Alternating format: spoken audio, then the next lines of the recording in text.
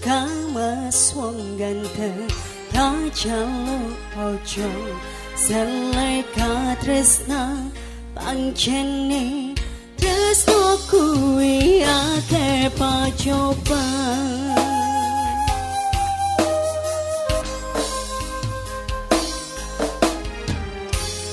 Arepu meko Ngendi katresna Iki yento aku sliramu radi akoni senadyan doyo rapi sonompo bakal kajoko yen duro kapisa marang kang kuwasa kang mas kowe seta sayang kudu kelangan kang mas musti kaningati dongoku siji tresno iki abadi do dewa-dewa ning asmara kuatno ati kula tatan gendat saking coba tak rewangi tak pateni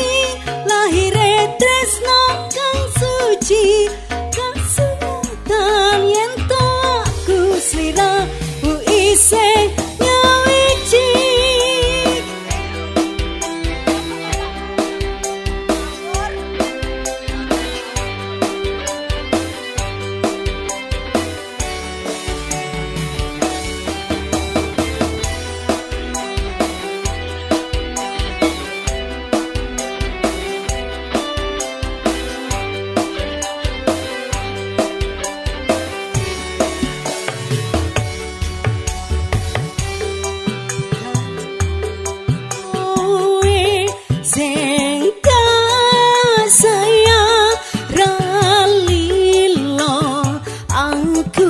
kudu kelangan kang mas musti kaningati dongoku siji tresno iki abadi dewa-dewa ning asmara kuatno ati kula anggon kula lampu tresno tatan gendat saking coba tak rewangi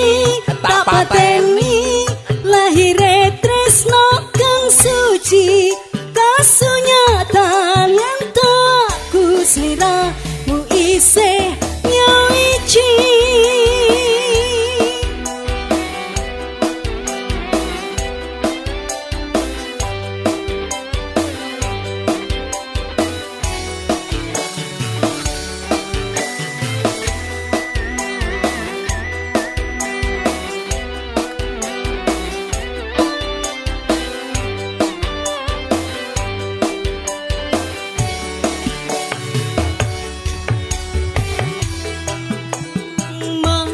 kowe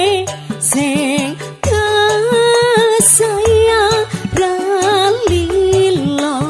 aku kudu kelangan kang mas musti kaningati dongoku siji tresno iki abadi dewa-dewa ning asmara kuatno ati kula anggon kula lampu tresno tatan gendat saking coba tak rewangi tak pateni lahire tresno kang suci kasunyatan leto ku sliramu isih nyawiji